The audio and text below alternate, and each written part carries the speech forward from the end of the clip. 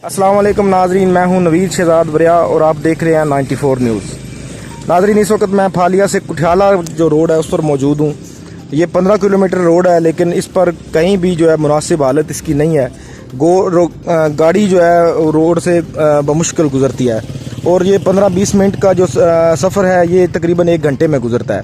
इस पर 2 बड़ी खानकाहें हैं, पीर सैयद याकूब शाह रिजवी रहमतुल्लाह अलैह का दरबार इस पर मौजूद है।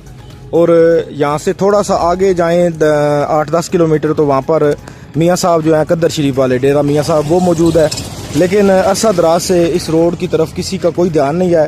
सियासतदान आए और चले गए, हुकूमतें बदलती रहीं, लेकिन इस रोड की तरफ किसी की तवज्जो और ध्यान नहीं है। जो अहले इलाका हैं उनका कहना है कि इस रोड को जल्द अज जल्द बनवाया जाए और जो हमारा सफ़र है इसको मुनासिब हालत में किया जाए। इसी के साथ इजाज़त दीजिए नवीद शहजाद बरिया को और देखते रहिए 94 न्यूज़।